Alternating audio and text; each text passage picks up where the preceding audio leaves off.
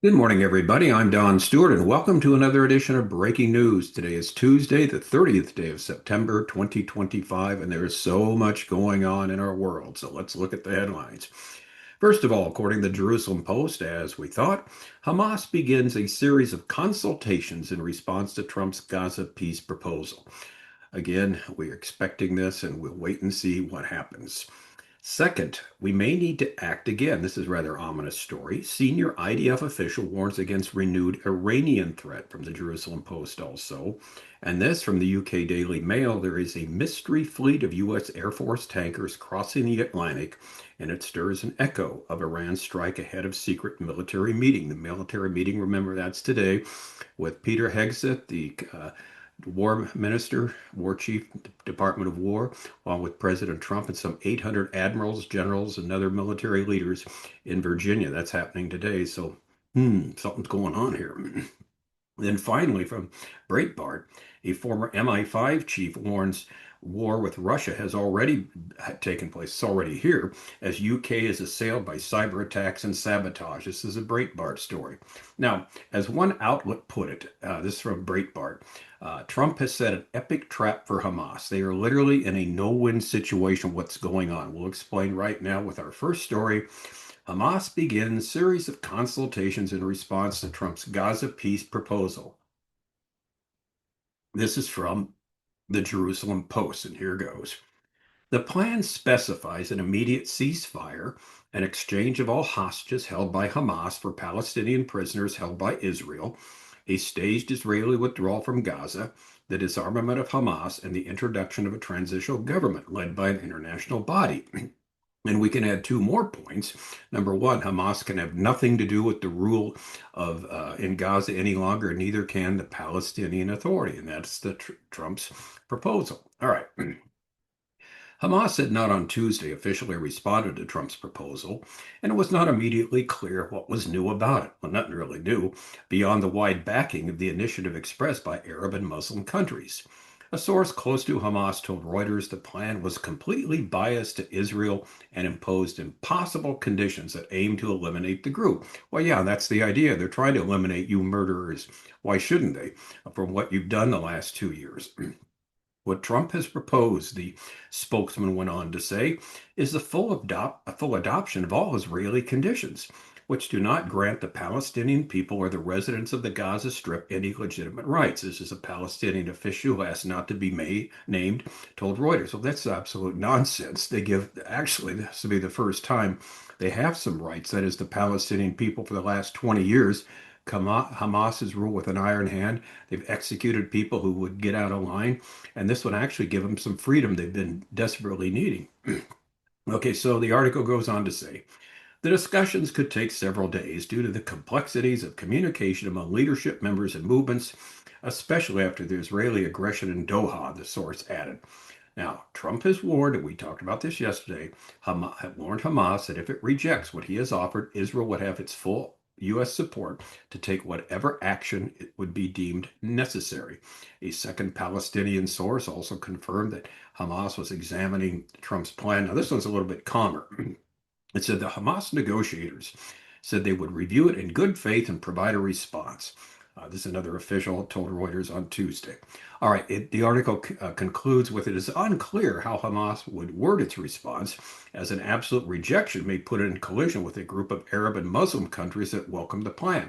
And therein lies the problem. You've got a bunch of Muslim countries saying this is a fine plan, let's go forward with it.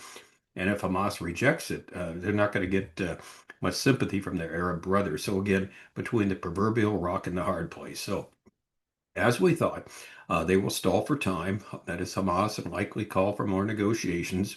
We assume they'll also add conditions to the plan, and that, of course, would be conditions neither Israel nor the U.S. will accept, because this is it. You take it or leave it. So it's going to lead to a continuation of the fighting, and that's the box that Trump tried to put them in, and he has put them in this. It's going to be real interesting to see how Hamas responds and when they respond, but they don't have an unlimited amount of time. So we'll keep you posted on all that.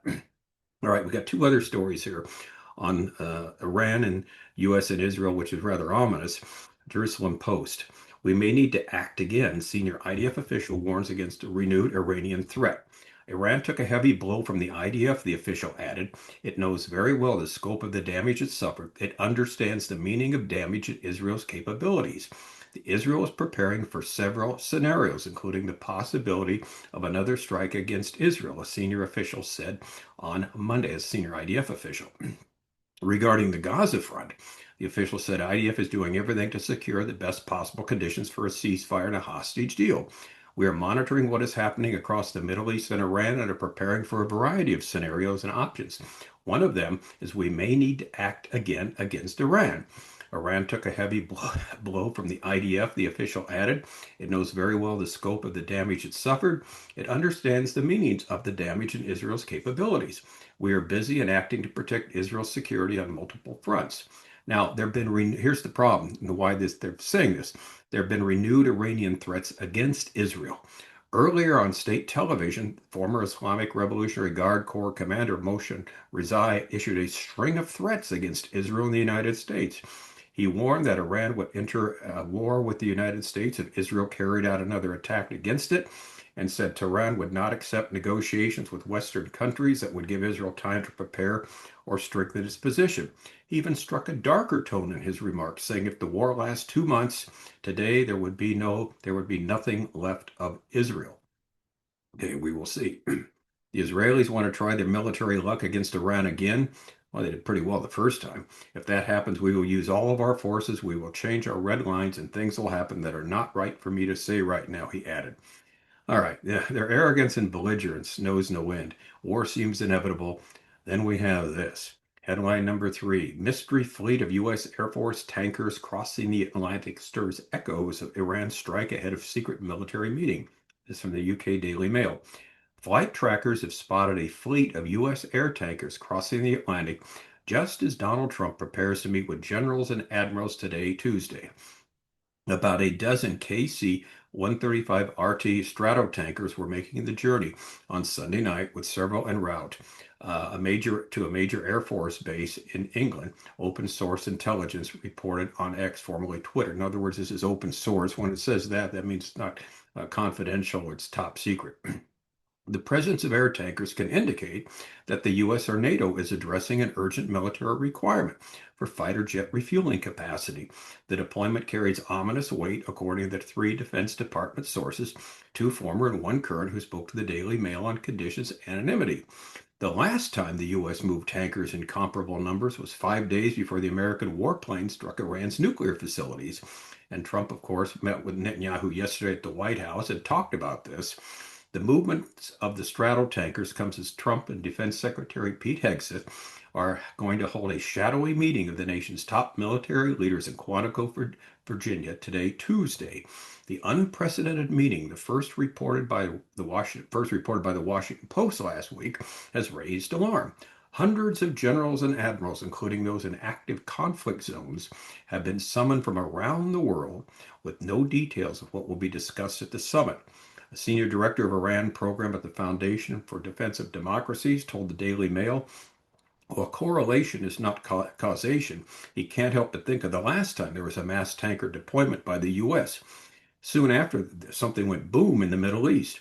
Critically, in Operation Midnight Hammer, the Trump administration executed a decoy or deception, remember that, to mask the flight of the B-2 bombers over Iran.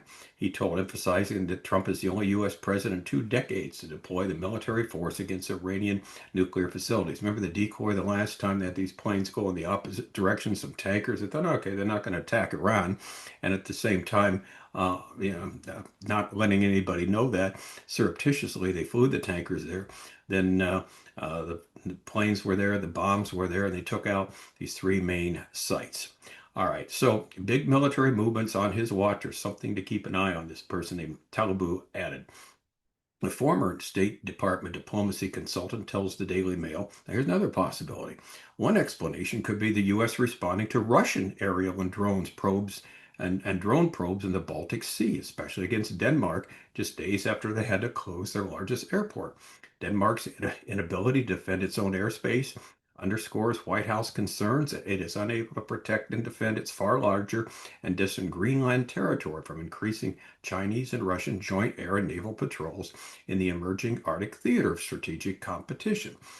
The ongoing U.S. military movements may be also linked, here's another possibility, to exercise Cobra Warrior 25-2, a large-scale NATO training event running from September 12th to October 2nd over the North Sea. The biennial operation could explain the visible surge in aerial activity as an Allied forces train for integrated military operations. Ultimately, the timing of the deployments are raising eyebrows, aligning with Hegseth's unexpected meeting in Quantico with top military issue officials in Northern Virginia, and that is today. So, then another possibility is why these tankers are moving. Three of them. We don't know which of the three is the case. We will have to wait and see, but this could be something ominous. All right, finally, headline number 4. Former MI5 chief warns war with Russia already here as the UK is assailed by cyber attacks and sabotage. It's a Breitbart story. War with Russia is already on Britain's doorstep as evidenced by cyber attacks, sabotage, arson, and other hostile activity orchestrated by President Vladimir Putin, a former head of MI5 declared. Eliza Manningham-Buller, who led the domestic spy agency 2 decades ago, says she agrees with analysts who cautioned Moscow was at war with the West and its communist allies show similar intent in inviting World War III. And that's the ominous possibility, sadly. In the UK Guardian, there reports that Lady Manningham-Buller argued that the situation has changed since the invasion of Ukraine and the various things I read about that the Russians have been doing here, sabotage, intelligence collection, attacking people, and so on.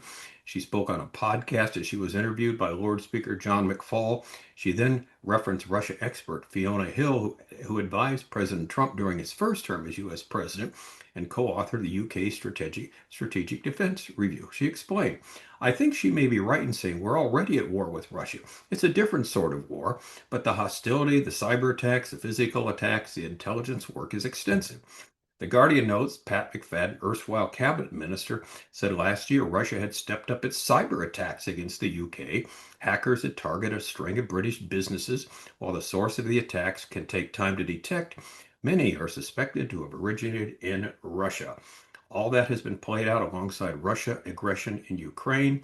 Wider elements of the UK defense infrastructure appear to be already operating on the assumption that war with Russia will come sooner rather than later.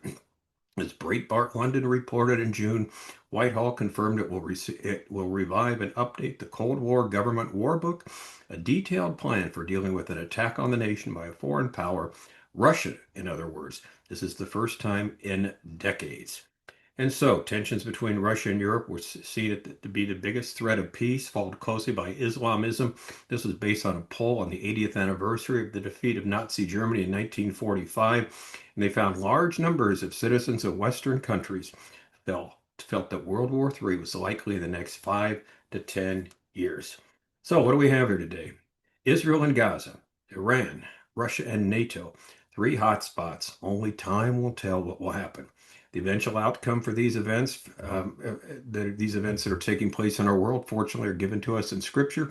We have 2 books to deal with it. 25 Signs, we're near the end, and look up a timeline of 50 last days events where we deal extensively with what the Bible says, how all this will end. These are free downloads from our website, Educating Our World, and these 2 are under the heading of Bible prophecy, so please take advantage of them. All right, we wait for Hamas's response. We wait to see what these tankers are doing. A lot going on, huh? So we will keep you posted. We'll be back later with a second edition of Breaking News. Until then, as always, may the Lord richly, richly bless.